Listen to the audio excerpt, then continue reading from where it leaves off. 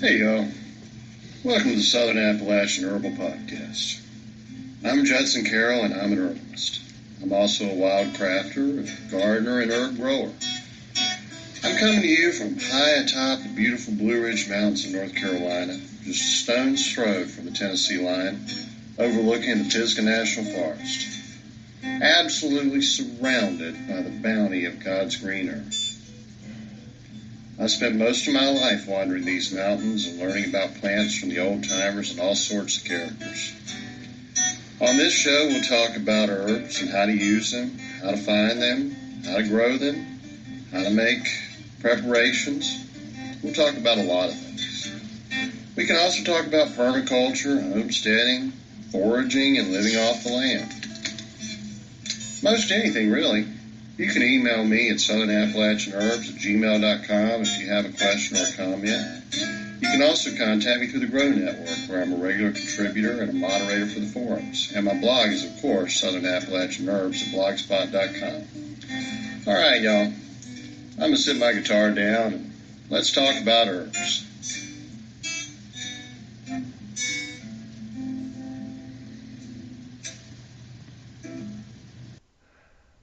Hey y'all, welcome to this week's show. Today I've got a very special show. We're going to get into a really unique herb a little later in the show. It's one of those common weeds, so they call them around here, that you're going to find very, very useful. But first of all, I want to interview a friend of mine named Cassie Clark. Now, Cassie is the host of the Where The Dogwood Blooms podcast. Is that right, Cassie? Did I get that right? Yeah, that's right. Where the Dogwood Blooms. And she was interviewing me on Saturday, and we had technical issues. So I said, hey, let me just interview you. I know people would really rather hear about you than they would me anyway. So let's get this thing started. First of all, Cassie, she talks about all things North Carolina. Like me, she has roots both in the Appalachian Mountains and at the coast. So, and we drive back and forth in between all the time, so we tend to know a little bit more about the diversity of this state than most people would, really. And she does a great job. I want you to check out her blog, and I'll ask her here in a minute just to give all her URLs and contact information such as that. But one thing that comes to mind, speaking of dogwoods, dogwoods are very medicinal. In my book, The Medicinal Trees of the American South, you'll learn how to use dogwood bark for sore throats, sinus washes, inflammations, but it also contains a quinine-like substance that can be antiviral and help with fevers. So now let's get into it. First of all, Cassie, say hi to everybody and tell us a little bit about how you grew up in Canton, just, a couple counties over from me, and how you got into everything you do. Right. Well, hey there, y'all. So I grew up in two different sides of the state. Like Judson said, I was born in Wilmington. That's where my mama's family is from. And my daddy's family is from Canton in Haywood County, North Carolina. So I traveled back and forth across the state a lot. And, my grandparents were born and raised in Haywood County. Well, in the area anyway. And their parents before them. And so we did a lot of foraging when I was growing up, and we would go pick blackberries every summer, and my grandmother made blackberry jam and cobblers, and we would go get branch lettuce, and my grandparents would make wilted lettuce for dinner some nights, and we would go get ramps, and so I just kind of grew up, where foraging was just kind of part of our lifestyle.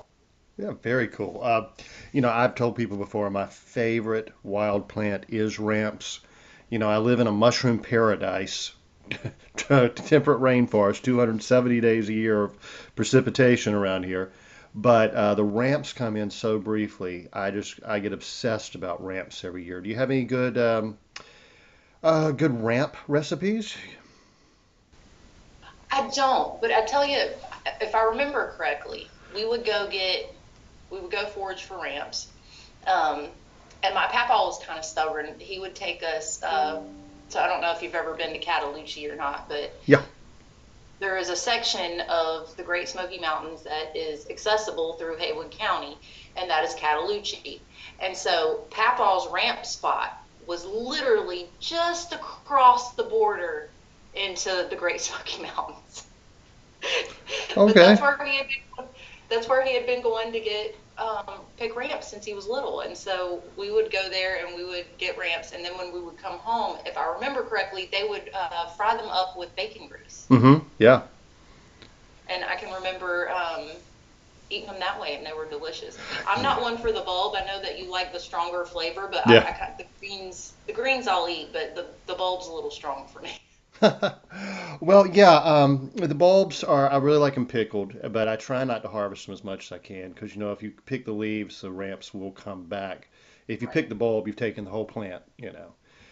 So, yeah, I use more leaves now than anything else. I do ramp pestos and all kinds of good stuff. Do a wonderful French onion soup with ramps, and, it's just absolutely delicious. So, let's see. Did you ever get into mushroom hunting? We didn't. I know that there were morels back on the mountain, but Hmm. we never did that. Mm-mm. Okay. Well, yeah, that's a little more specialized. You really do need somebody to show you how to do, mushrooms because there are a few poisonous ones, of course, but then we've got oyster mushrooms and chicken of the woods and such that grows all over the place. They're so delicious, so delicious. Um, we mentioned a little bit ago about home remedies. Tell me about some of the home remedies you use. Oh yeah, so I grew up on home remedies. Mama, whenever I would get sick, she would give me a teaspoon of honey, Hmm. and she said that it would help with coughs and sore throats, and it does. And I still use it to this day. My mom used saltwater rinses for Hmm. a sore throat, and now your doctors and your dentists will tell you to rinse with warm salt water if you're having any issues with your mouth. Um, and then, there's aloe. I used aloe a lot growing up. My mama once, I was about 3, I think, and there was an old kerosene heater in the kitchen, Hmm. and they had cookies up on the counter, and I had asked Papa to get me a cookie, and he told me no. And me being the stubborn little girl that I was, I decided I was going to get my own cookies. So I used the kerosene heater to climb up onto the kitchen counter, and the kerosene heater was on. Oh boy. And oh yeah, and I remember this. My hand swelled up, like 3 times its normal size, and my mama treated it with aloe. Yeah. And I don't have any scars or anything, and so I still use aloe to this day. Oh, nice, nice. Yeah. Um, I can't really grow aloe at my place except in little pots by the window, so I try to do that. But whenever I come down the mountain just a little bit, when I get down around Lenore and Morganton, the prickly pear cactus it grows about that far. It won't go much further over that elevation. And you can take those prickly pear cactus pads and just take a plumber's torch and just burn the spines off of them, peel them, and use them just like aloe. That is so cool. Prickly pears are native down here. Yeah. Have you harvested them yet this year? I mean, I usually wait till more like about November. I actually haven't. Everywhere that I know that they grow wild is not somewhere that you can pick them, but I Ah. plan on putting them in the garden this year. Oh, okay. Well, you know what my secret is? Maybe you can get your husband to do this. Well, first of all, I have an old beat up pickup truck, so that works pretty well. And I have an orange vest that one of the highway workers left side of the road one time. So I just put on that and grab a white bucket, and I just go over to a public space and start cutting them into the bucket and put them in the truck, and everybody just thinks I'm with the state. That's awesome. My kids are gonna. I already carry around scissors, and if I am somewhere where I can pick a plant, Hmm. then I'll pick a plant. And they get so upset with me, and I'm like, "You're allowed to do it in public places. Like this is how." Yeah, I harvest a lot of plants that grow around, and it drives my kids crazy because they think I'm stealing. And I'm like, you're allowed to do this in public spaces. Like this is how I grew up. Hmm. We would, like I said, we foraged a lot. I don't know if you know this or not, but there are wild strawberries that grow in the mountains that are absolutely Yeah. delicious. Yeah, they are. Yeah, and I rarely find them in abundance. I just get a few here or there. Now, wild blueberries all up on the high ridges. I don't know that I've ever had wild blueberries, but I've Oh well. definitely had wild strawberries. And what else? Wild raspberries Uh-huh. grow everywhere around here, and they are so delicious. Oh yeah, yeah, that's my favorite. And those have medicinal uses too. A lot of pregnant women use the raspberry leaf tea to tone the uterus and such. Also very good for sore throats. You can make that wonderful, wild raspberry or black raspberry wine. So good. But yeah, if you ever get up to like the high elevations, like Grandfather Mountain, Roan Mountain, Mount Mitchell, um, you'll get up there and on those like windswept peaks, you'll find these like little bonsai tree looking blueberry bushes. And they're just covered with little blueberries about the size of buckshot. And they're delicious. They're so good. Huh. Yeah, I didn't know that. I know that mint grew wild along the creek behind our house when I Hmm. was little. And Mama would pick it and use it for teas and to add to different little things. And it tasted so good. Oh, yeah, really good. Yeah. Let's see, I got spearmint growing in the yard, and then up there's where an old homestead was up the road from me. They have apple mint. It's that kind of furry, mild mint. And so, yeah, I try to grab that and just put in salads. And, it's really funny. I grew up watching Justin Wilson on PBS. And, remember he was the Cajun chef. He always said, I guarantee. Um, Oh, yeah. he said you could substitute mint for bay leaf. And I started doing that, and it is fantastic. So using mint in like savory dishes, like soups or with tomatoes and such, you'd be amazed how good it is. Have you ever tried that? I haven't. That sounds delicious. It's in my book. You need to read my book. I started reading it last night. I did. I'm reading about eggs right now. All right. So tell me about the blog and the podcast. How'd you get into doing that? Okay, so I've always been a computer nerd, and I've always been big into writing. I love to write. It started probably when I was about third grade, and I always kept a journal. And right around the time my papa died, so this was probably about 2004, 2005, I got into genealogy research.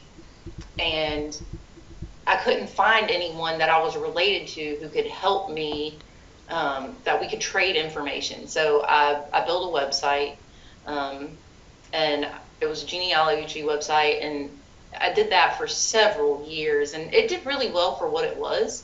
Um, but I kind of got bored with it. Like I wanted to discuss more. I kept finding myself writing about different places when I was growing up, or sharing recipes here and there. And I was like, well, maybe I'll start a different one at another point. So after I closed that website, um, right around the time that COVID broke out, I Hmm. was kind of starting to notice, there's kind of this culture war going on right now, and it kind of feels like like traditional North Carolina culture is losing ground, Yeah. and so me and my kids had kind of discussed it. People saying that there's no culture here, or and different little things, and so I was like, that's not true, and we need to talk about it. Like people should be discussing it. Like we should be celebrating the diverse cultures that are here in North Carolina, and regular people should be talking about it. Not all, not everything has to come from some elite Yeah. academic Yeah. from who doesn't even live here, like we know these things for ourselves. We grow up with them and live them every day. And so that's what I did. I started writing about it.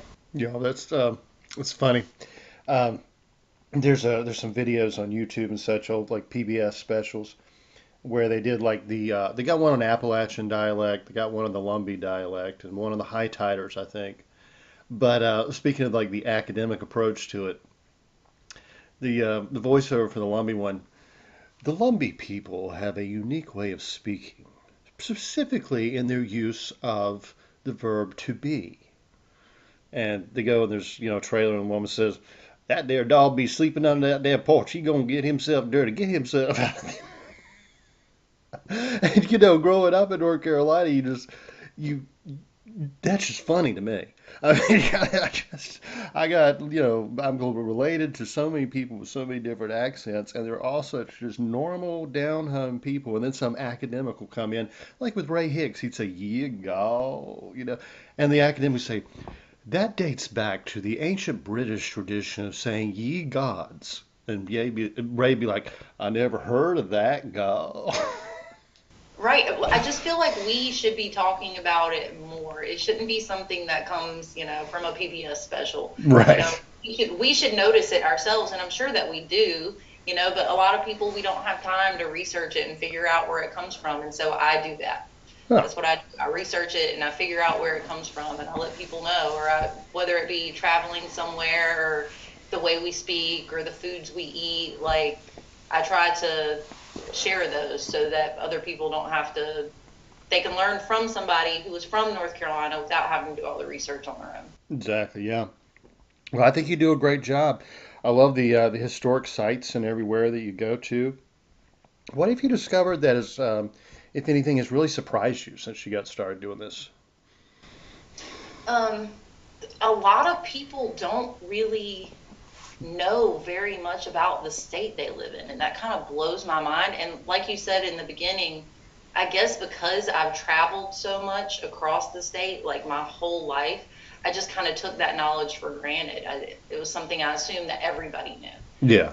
Yeah. Yeah. And Definitely. people don't. Like, you learn about the area that you live in, but if you're not constantly traveling back and forth across the state, people in Wilmington who were born there, have lived there their whole lives, they probably don't understand that people in Appalachia speak different. They eat different.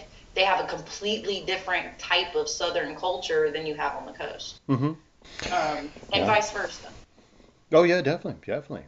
What comes to mind for me was a fellow down in Hickory. I did a fundraiser for a political event, and I said, I'm going to do some barbecue. I'm catering for him, right? And I said, so I need a pit that I can burn wood in. And he's like, what do you mean? Well, we burn down hardwood coals and put it under the pork, you know. That's how we cook it. You don't use gas? No, no, we don't use gas. And he was really doubtful. I ended up catering for, gosh, I don't know, 3,000 people. I mean, I cooked something like 800 pounds of pork that weekend. And he didn't understand the sauces. I said, you got down east sauce, you got Lexington style, you got, the like all Memphis style and all that. I said, here's what I do. I chop my pork, I dress it with Scott's barbecue sauce, and you can add to it whatever you want. And he's skeptical, you can tell. He actually went and bought 200 pounds of barbecue from a local barbecue restaurant, thinking I was going to be such a failure, you know. People showed up. They came back and forth. When I said, "Do you want light or dark meat?" It blew their mind because they didn't know. Pork turns a little darker. Where it's closer to the flames and all that. Some people like it more dry, and the dark's more dry. You mix it together, and I mean, they wiped us out, and they did not touch the barbecue that was bought from the restaurant. And the guy comes to me afterward and said, "I never liked barbecue." He said, "I never knew barbecue was smoked. Not one single wood burning pit in Catawba County." Wow.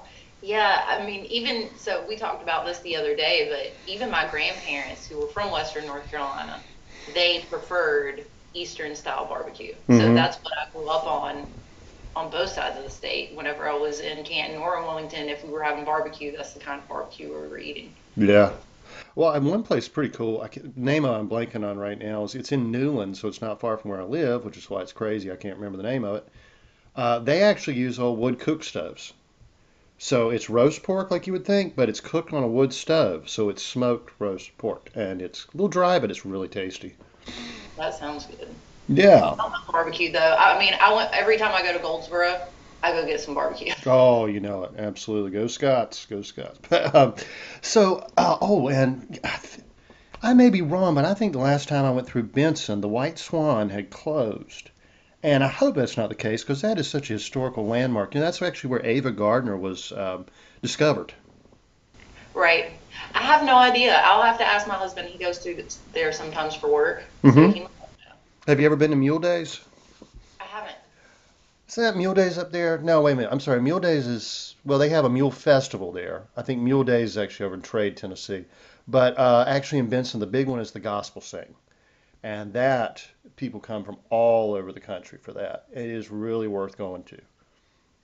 I have a whole list of festivals and stuff that I need to go to because, Wilmington has amazing festivals. So Oh, I grew yeah. up going to Azalea Fest and Yeah. Riverfest every year. And then over the summer when I was in the mountains, I went to Belshare and Asheville, which they seriously need to bring back. That was one of the Mm-hmm. best festivals, imaginable. Like, it was just phenomenal. Um, but I haven't explored a whole lot of the festivals in other places yet, so I Mm-hmm. have a giant list, and I'm planning on hitting some of those here in the future. Cool, cool. So you do a lot of cooking too. Tell me, what are some of your favorite dishes you like to cook? So because I grew up on two different sides of the state, I'm a weirdo. I make some very Appalachian dishes. I make chicken and dumplings, and it's Mm. got to be drop dumplings. If you're doing the Appalachian style, very few people make the pastry up there. It's Mm-hmm. usually drop dumpling. So I make a lot of that. I make a lot of stews and soups because those are the kinds of things that my mama made. And then because I grew up also at the beach, I do a lot of shrimp and grits and Mm. low country boils and that Mm. kind of stuff because, it's delicious. Yes, it is delicious. One thing just hit me about soups and stews. Virginia and Georgia fight over who has the right to Brunswick stew. I think it may have actually originated around Brunswicktown, North Carolina. I have been thinking the same thing forever. I was actually going to write a blog post about it, but I want to do some more research, and I might actually have to go like to the archives and stuff and do some more research on it. Yeah, well, the one in Georgia only dates to somewhere around 1840 or so, and it's delicious. I mean, I love it, and I love the Georgia barbecue hash. That's one of my favorite things. If you like liver and heart and all the offcuts, you got to check that out. But the Virginia version definitely has an older claim than Georgia. Yet, you got to remember, it usually has tomatoes in it. And we had so many people coming from England and everywhere to Bermuda before they hit the coast of North Carolina. I think the tomato was probably introduced into North Carolina before it was introduced in Virginia, because you know what trouble Thomas Jefferson had introducing it into Virginia. And then other than that, it would be things that they traded for, with native folks. I mean, there's corn and lima beans, and the way we always made it was three meats. A lot of people it's going to be beef, pork, and chicken, but I prefer it, deer meat, squirrel meat, and rabbit myself, and then some pork. And of course, East North Carolina is famous for its pork. Yeah, it wouldn't surprise me Yeah. at all. Like, just, I want to research it. One day I'll write about it. I have a whole list. I have like a million things that I want to write about, Mm-hmm. and just not enough time to write about them all. Yeah. Well, my speculative version is in the cookbook Omnivore's Guide, so you can read what I said on that. You might enjoy it. But I know we were probably eating okra here in Eastern North Carolina before most of the country ever heard about it. Yeah, it wouldn't surprise me. Yeah. I can't wait to read it. Like I said, I skipped forward last night and got to the eggs part because I wanted to see what you had to say about scrambled eggs, and that's about as far as I got. So, Yeah, I get pretty complicated on my scrambled eggs, don't I? well, I'm picky about my eggs. Yeah, So, are you? most, yeah. Yeah, people say everybody only likes one kind of egg, so I guess I'm kind of weird in that regard. I like all kinds of different eggs. I love anything from pickled eggs to fried eggs to you name it. I'm an egg fanatic. I was gonna say, I don't know if that's true. I know my husband likes all kinds of eggs. My daughter, well, both my daughters like a lot of different types of eggs. I grew up on a farm, Hmm. and so I watched eggs hatch. Yeah. And from a very young age, I would not eat eggs. It took me until I Ah, was about in high school to start eating eggs again. And I can stomach them if they're scrambled. And of course, I know, they're not fertilized. Like, it's okay. But for whatever reason, I still can't eat an egg yolk. okay. My mother's the same way, and I think it's for the same reason. It was the chickens. And I mean, she won't even eat fried chicken, and because she says I guess she said every Saturday night I saw a chicken run around with its head cut off. Just like, well, yeah, that's the way it is. Yeah, I can do chicken. I can eat cow. Hmm. Like, I grew up on a cattle farm. I have no problem eating the big fat steak. But for whatever reason, the eggs, like, that just got in my head when I was very small, and I've had a hard time letting go of it. And I'll eat boiled eggs, Hmm.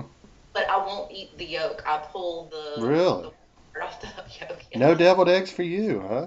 No. Oh my word. Well, hey, don't ever go to an Asian grocery store. They have fertilized chicken and duck eggs.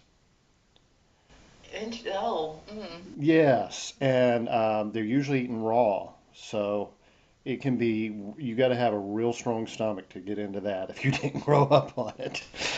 yeah, no, I'm not a foodie like that. I know people who eat all kinds of crazy stuff, and I can't. Yeah, they're No, really I good. prefer the comfort food side of things. Yeah, they do really good pickled mustard greens though. If you ever stop in one, pickled mustard greens and these chips, these like potato chips, but they're made with shrimp, dried shrimp. They're delicious. Definitely worth stopping for that. So, do you get into pickling much? Well, my mom made homemade pickles when I was little. Mm-hmm. Um, I've never done it at home. Oh, So we're clearing out a space for a garden right now. We've been working on it for the past couple of weeks. I'm hoping that we'll have all the grass ripped up and everything ready to go probably in the next 2 to 3 weeks. And so I'm planning on starting to pickle and put some stuff away then. mm-hmm. Um, so I'm gonna get into it. But my husband, his daddy, this is how he pickles his eggs. Are you ready for this? He would go buy the giant jar of pickled sausages, Yeah. and they would eat the pickled sausages, and then they would they would boil eggs and drop it down in the brine, Uh-huh. and that's how they would pickle their eggs. That works. I mean, that's I think that's the way it was done at the old gas stations around home when I was growing up. Man, my grandfather loved those things. Yeah, he loved his tastes were pickled sausages, pickled eggs, head cheese, liver pudding, and fried cheese.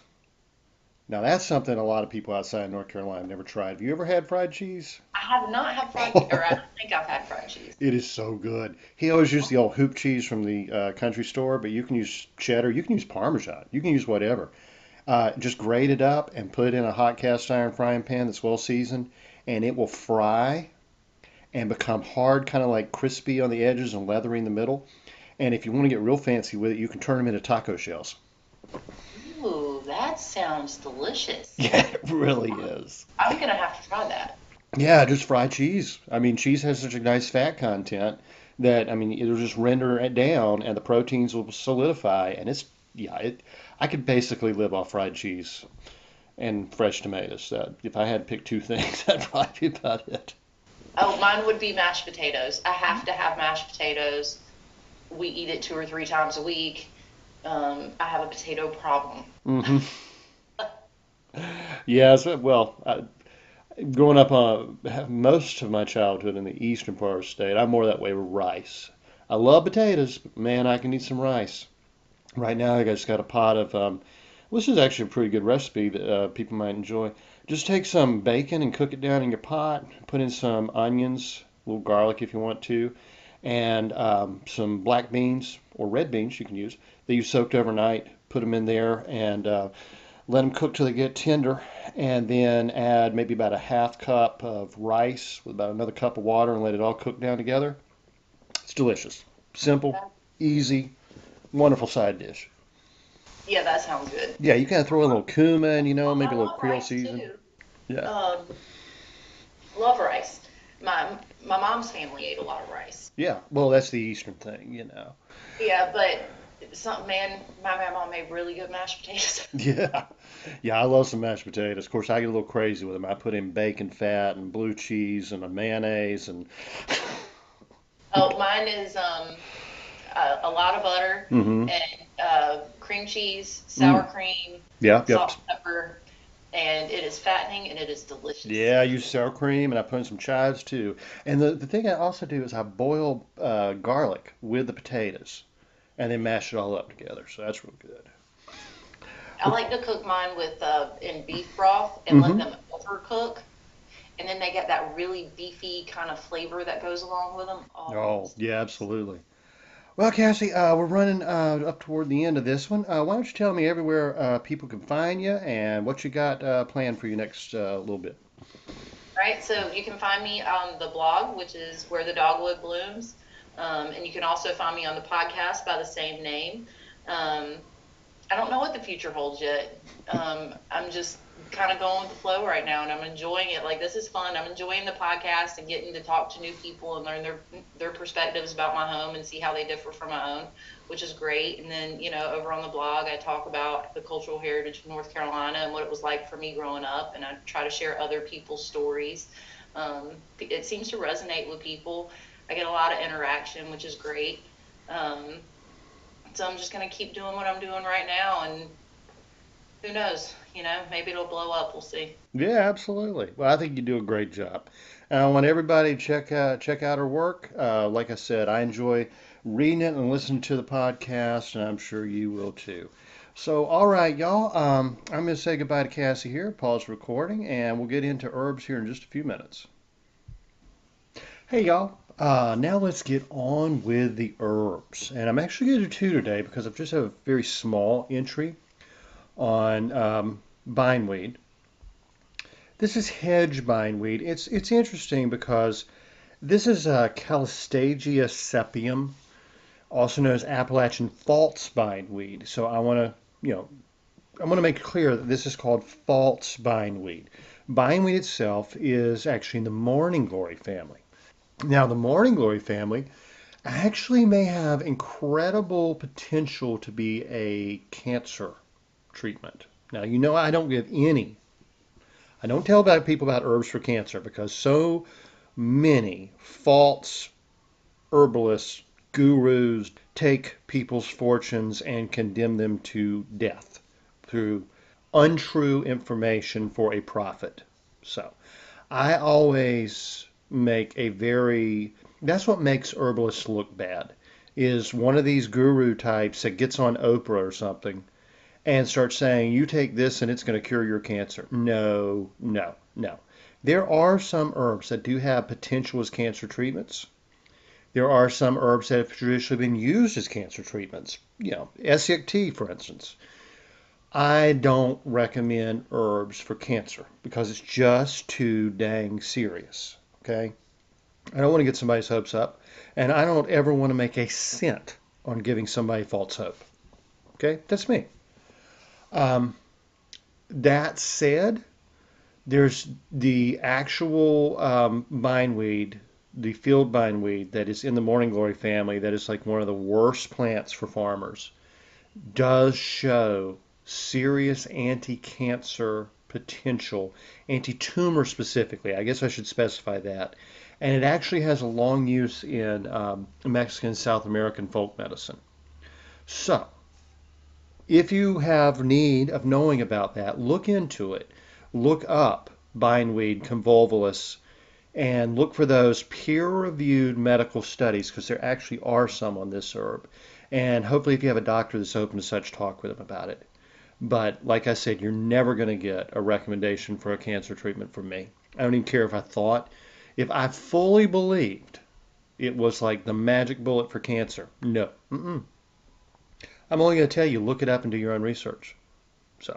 But now let's talk about false bindweed, which is Calistagia sepium or Stelicagia. Not quite sure if that's a hard G or a soft G. I have a friend who's a linguist, and maybe someday I'll sit down with him and he can tell me how to pronounce all these. I'm self-taught in Latin. It's not like I really know how to pronounce a lot of these words that they don't just fall off my tongue easily. But then again, most Latin is a lost language, as they say. It has been preserved in the Catholic Church and certain Anglican churches, to some extent the Lutheran Church. But they say that the pronunciation is different now than it once was. Anybody who learns scientific Latin, botanical Latin, Latin in a college, has no idea if they're pronouncing these words like the actual Romans did, much less Greek. I am lost when it comes to Greek. But I mean, it's not a lost language. I mean, I do actually have friends that speak Greek that I can consult with. But anyway, this one, which is not in the morning glory family, which is the Epomia family, the sweet potato family, actually, of this herb, Calistagia sepium, or false Appalachian bindweed, or false bindweed, large bindweed, hedge false bindweed, etc., etc. Resources of Southern Fields and Forests says a decoction of the leaves is a mild purgative. Plants for Future gives a bit more detail. The root is demulcent, meaning softening. Diuretic, meaning it removes excess fluids. Febrifuge means it helps with fevers. Poultice and strongly purgative. Now, the other source said mildly purgative. Peterson Field Guide. Oh, well, first of all, known hazard species is said to be purgative, and some caution is advised, obviously. Peterson Field Guide to Medicinal Plants says root historically used as a purgative. Substitute for the Mexican jalap, which is actually a member of the Empomia family name. Empomia is something like Purgatoria. So, yeah, that one would do the job too. Traditionally used for jaundice, gallbladder ailments thought to increase bile flow to the intestines. And now the physician's desk reference for herbal medicine will tell us some modern use. The drug has a powerful effect. Activity in the smooth muscle areas is stimulated, intestinal peristalsis is increased, and there is an increase in bile production. So essentially saying it's a fantastic laxative, which is what purgative really means. Though sometimes can be used as a word for vomiting as well, like an epicac. I'm going to say this is a strongly laxative herb, so maybe you're just squirting out one end. But anyway, unproven use, greater bindweed, used for fevers, urinary tract disease, as a purgative for constipation, and to increase the production of bile.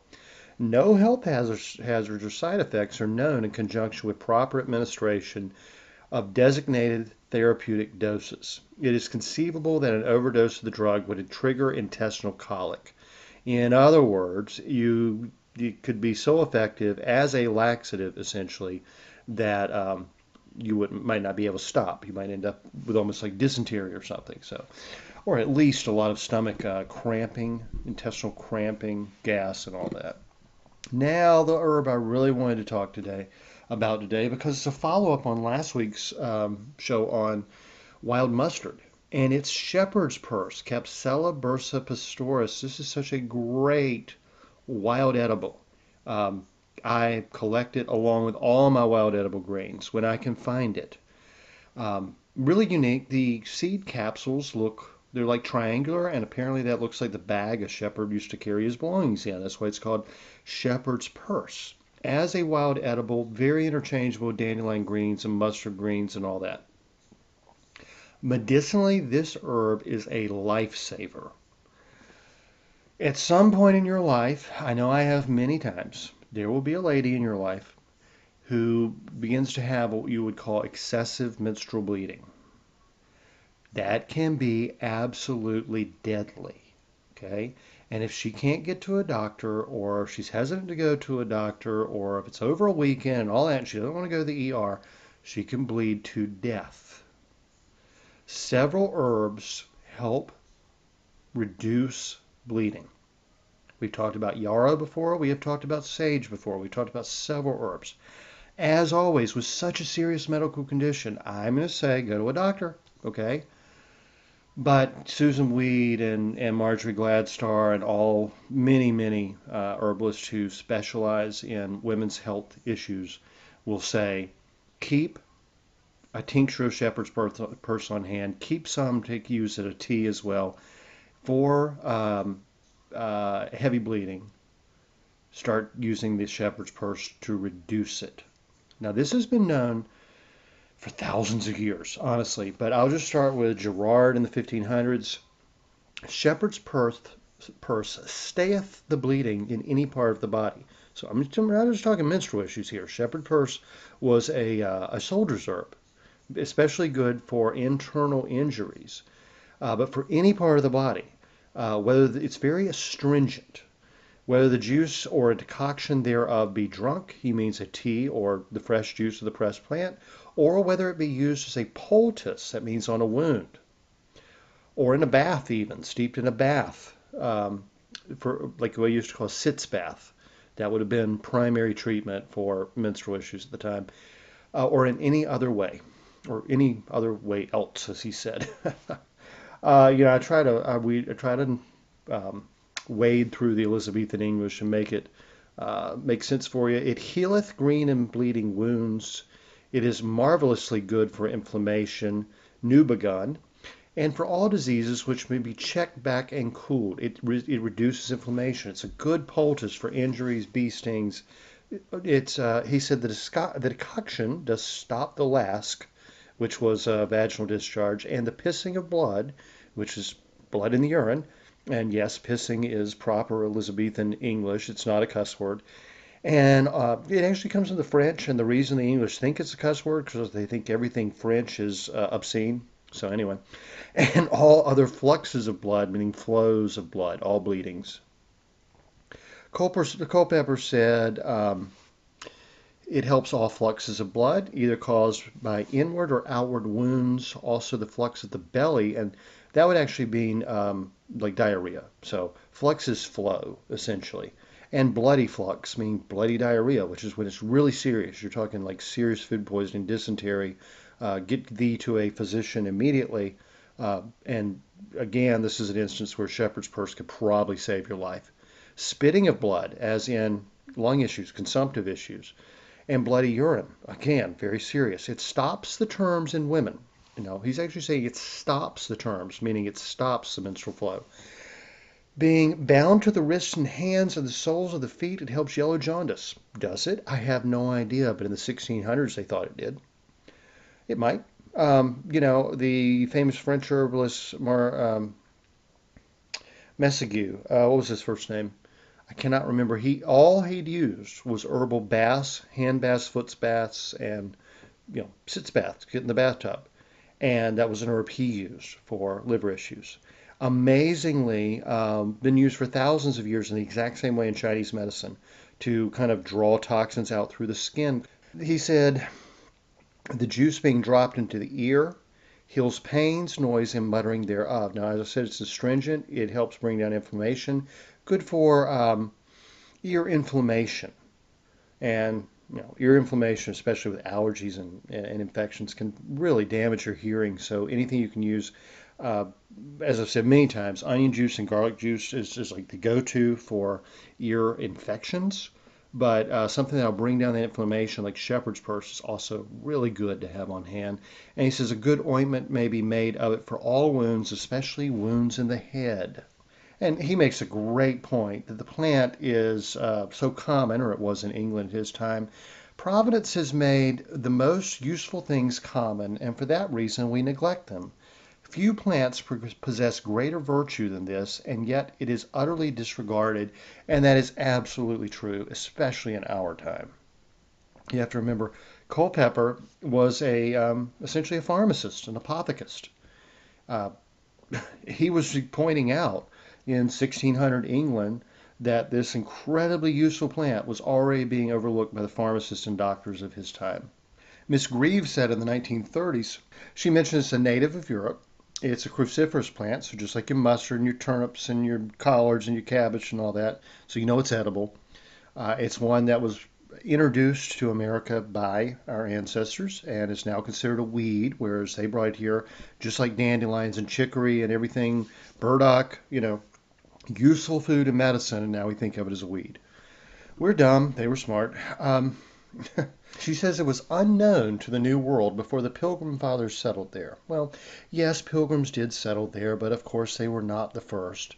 The Spanish were here before then, and then there was Jamestown and the Lost Colony. But anyway, the South was here before the North, any way you want to look at it. But anyway, of course, the English would be more fond of New England than our beloved South, which was in many ways more allied with France than it ever was with England, but neither here nor there. It will flourish and set seed in the porous soil. That's what makes it a weed. It's going to grow just about anywhere. A lot of people tell me they don't know how to find it, and I'm just like, go look in old pastures and fields, go look beside the road, don't harvest too close to the road in case there's runoff. Look for those triangular seed pods. If you have to, identify it this fall and get ready to harvest it next year. She says when dried and infused, it yields a tea which is considered by herbalists to be the best specifics for stopping hemorrhages of all kind, of the stomach, the lungs, the uterus, and more especially bleeding from the kidneys. It really, in my opinion, is the best for slowing hemorrhaging. There have been several instances in my life where I have been able to mention this to a lady who needed it, and it may have saved her life. As I always say, if you have women in your life, you have to have certain herbs on hand. Viburnum for cramping, certain herbs. Oh gosh, there's so many. I've done other shows on these, but herbs to bring on menses, herbs to slow menses, herbs for headaches and migraines, etc. And there's a whole category of herbal medicine on that, but I think most of these you can have in your garden or find in the fields around you. And just learn to use them. Just keep a little list. I'm a single guy. I don't have a wife. I don't have daughters or anything. But there have been ladies in my life that, like I said, could have saved their lives. Anyway, medicinal action. Shepherds, she mentions also, let's see. She said about a decoction. She said the whole plant may be used, dried and administered as an infusion or fluid extract. Again, she just means a tea. So when she says decoction, she may be talking the roots. When she just said a whole plant for the infusion, either way, it's just a tea. Okay, let's not use big words just to confuse people. I think Susan Weed does recommend keeping the tincture on hand for emergencies, but like I said, I would also have some of the dried herb for making teas for emergencies as well. When dried and infused, again, that means make a tea. In fact, she says it yields a tea. It's good for stopping hemorrhages of all kinds of the lungs, the uterus, and especially bleeding of the kidneys. Its hemostatic properties, that is a big word that just means it helps stop bleeding, have been long known and are said to be equal or greater of those of ergot and hydrastis during the Great War, when those were no longer obtainable in German commerce. A liquid extract of capsella, that's shepherd's purse, was used as a substitute. The liquid extract being made by exhausting the drug with boiling water. Boil it in the water till you get all the medicinal properties out of it. Wish people just talk plain. Bomalon, found in the herb of prompt use to arrest bleeding and flooding when given in the form of fluid extract. Flooding is what they used to call the excessive menstrual flow, by the way, like really heavy. And the bomalon, I guess, was the chemical component. But anyway, she says it has been used in English domestic practice from early times as an astringent in diarrhea, much used as a decoction in milk to check active purging in calves. So also good for your cattle. Purging again being the diarrhea. It has been employed in fresh decoctions in hematuria, hemorrhoids, chronic diarrhea, dysentery, and local as well as vulnerary nosebleed. Yes, in fact, sniffed up the nose. That's been used by all cultures for nosebleeds. It's really good. It is checked by inserting the juice. And actually, she recommends using the juice, the tea, on cotton wool and putting up there. In my tradition, it's usually used in a dry form. But, if you're using it as a tea or a tincture, that would perfectly work perfectly well. It is also used in application in rheumatic affections. It has been found curative in various uterine hemorrhages, especially those with which uterine cramps and colic are associated, and also in various passive hemorrhages from mucous surfaces. That tends to happen right around menopause, by the way, oftentimes. It is a remedy of the first importance in catarrhal confections of the bladder and uterus. That means congestion, mucus congestion. Also in ulcerated conditions and abscesses of the bladder. It increases the flow of urine and is especially indicated where there is a white mucus matter voided with the urine. Relief in these cases following at once. So it's a real quick remedy on that.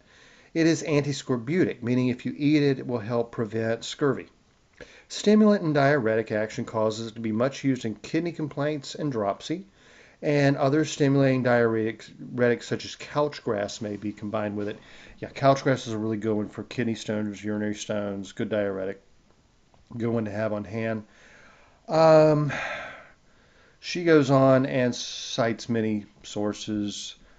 We don't need to get into that. If you want to specifically how to make the tea, medicinal infusion should be made with an ounce of the dried plant to 12 ounces of water, reduced by boiling to a half pint, strained and taken cold. No big deal. It's a tea. John Kehoe said in the Irish tradition, it has a very hot, dry, and binding nature. It stops diarrhea, dysentery, and spitting and pissing of blood. And the spitting and pissing of blood and menstrual and other flows. It is also excellent for this purpose that it will stop bleeding if only held in the hand. Well, I don't know about that. He said it was also good in preventing miscarriages. The juice useful against fever. Again, I can't swear to any of that. I don't think holding the herb in your hand is going to be that effective for bleeding, but that is part of the Irish tradition. In the German Swiss tradition, Brother Aloysius said, recommended for dysentery, blood spitting, severe bleeding, scurvy, nosebleeds, hematuria, heavy menstruation, and menopause. Again, this is the one you go to when the bleeding is really heavy. I guess that's really what to take away from it. Maria Trebin said shepherd's purse tea taken she's from Austria, remember. 2 to 3 cups daily is used with great success in all kinds of bleeding, as for example from the nose, stomach, intestines, and uterine bleeding. A decoction of shepherd's purse is most effective for wounds which will not stop bleeding. 2 cups made from a heaping teaspoon of the dried herb made into a tea a day are drunk for 8 to 10 days before the onset of menstruation in cases of excessive menstrual flow. The tea also helps to regulate menstruation during puberty. During menopause, every woman should drink 2 cups daily for 4 weeks. Suspend the treatment for 3 weeks and repeat the cycle. She said it could be used as a bath or an enema for hemorrhoids, good for reducing breast swelling in nursing mothers. She loved it for muscular inflammation and weakness used topically. She goes on about it, well, for quite a while. She used it a lot for hernia. Again, it has astringent, it reduces swelling, it reduces bleeding. It's just going to do everything to just kind of pull up that tissue. It was much used in Poland for uterine bleeding. Sophie Hodoritz-Nab tells us the use of the herb fell in decline for many years, but was revived during the wars as an effective remedy for lung hemorrhages when medicines were limited. That was probably tuberculosis. In Russia, Igor Vilovich Zevin said shepherd's purse was used by peasants living in Russia and throughout most of Europe to stop bleeding. In Imperial Russia, official medicine rediscovered the benefits of this herb during the First World War, where it was a strong interest in finding simple remedies that could stop the bleeding of wounds. Additional research later discovered that a number of other useful properties of this ancient herb, which now enjoys a prominent place in Russian medicine. So you're seeing all over the world, same uses, right? Resources of Southern Fields and Forests, written during the Civil War in America, says it astringes and constipates, meaning it would stop tightened tissue and stop diarrhea. Hence employed in diarrhea of blood and bloody urine. The juice is placed on a piece of cotton and inserted in the nostril where it arrests hemorrhage, so severely bleeding nose, which was very common around the Spanish flu and such. King's Medical Dispensary of 1898 says it has mild stimulating astringent and diuretic properties. Fresh herb is decidedly more active than the dried. That's interesting. No other source tells us that. It would help with urinary and renal, cystitis in the urinary tract, various urinary infections, hematuria, infection, and then in that case it was used as a tea or a tincture. They thought was better for urinary complaints. It is a remedy for chronic menorrhagia. That's again excessive menstrual bleeding. With let's see if there's anything I haven't covered yet. I have page after page of information on this. They said specific use: chronic hemorrhages, menorrhagia with too frequent and long and continued or constant colorless discharge, especially indigestion from atony, chronic diarrhea, constant desire to urinate with the deposit of phosphate. So again, this could be stones and such. Wow, let me just I'm going to get up to like modern time. We'll just wrap this up. Plants for Future says shepherd's purse is little used in herbalism now. It's considered a weed. We need to change that. It's a great food and it's a great herb. It is commonly used domestic remedy, being especially efficacious in treatment of both internal and external bleeding, diarrhea, etc. A tea made from the whole plant is antiscorbutic. It has vitamin C. That's all that means. Astringent, diuretic, emmenagogue, hemostatic, hypotensive, oxytocic. It can actually increase oxytocin. We'll get into that another day. That's a whole other subject. Stimulant, vasoconstrictor, vasodilator, and vulnerine, which means wound healing. A tea made from the dried herb is considered to be a sovereign remedy against hemorrhages of all kind. The stomach, the lungs, the uterus, and more especially the kidneys. The plant can be used fresh or dry. For drying, is best harvested in the summer. The dry leaf quickly loses its effectiveness and should not be stored for more than a year. As for that oxytocin property, clinical studies have shown that it can increase uterine contracting properties. In ancient Chinese medicine, or I should say traditional Chinese medicine, it's not ancient, they still use it today, it's been used during childbirth. I don't recommend any herbs for pregnant women. If you need to know about that, consult a midwife who uses herbs, okay? But I just wanted to tell you, it has been clinically proven to help with uterine contraction, so that could have various uses that we won't get into right now. The plant is a folk remedy for cancer, containing fumic acid, which has markedly reduced the growth and viability of the Ehrlich tumor in mice. Well, again, the Ehrlich tumor in mice may not respond the same way a tumor would in humans, so I don't say that. I've got page after page on this. If let's see if there's any more modern use. Okay, we'll just say botany in a day. Thomas Elpel's great book says Capsella, that's shepherd's purse, is astringent and diuretic. It is especially known as a potent vasoconstrictor and coagulant. That's how it stops bleeding. It constricts the veins and it helps coagulate. It helps dry up the blood flow, like a scab, you know. That means styptic in the old language. The tea can be used internally to stop bleeding. It is commonly used for women's mid-cycle bleeding. It also may equalize blood pressure, and again, that's that vasoconstrictive property, but has inconsistent effects causing either vasodilation or hypertension. So obviously, as the veins constrict, your blood pressure can rise. So that's all he means by that. As an astringent and diuretic, Capsella is good for the urinary tract and bladder, and it stimulates phosphate recycling in the kidneys.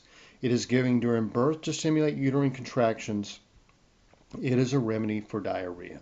So I've given you all my disclaimers on, if you have a life-threatening condition, go to a doctor. If you have cancer, go to a doctor. Be very careful of taking any herbs during pregnancy. 100%. Be very, very careful. But I'm also going to say, again, I think shepherd's purse, yarrow, sage, pine, a few of these plants I keep on hand, even though I don't need them, because they could save somebody else's life. Maybe someday I'll have somebody in my life who will have need of them. I have in the past, and they have been quite useful. So anyway, y'all, have a great week. I will talk to you next time.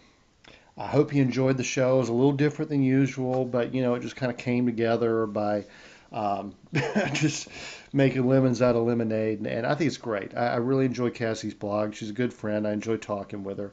And I'm sure you'll enjoy her stuff, too. So anyway, have a great one. Talk to you next time.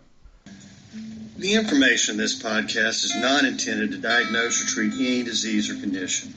Nothing I say or write has been evaluated or approved by the FDA. I'm not a doctor.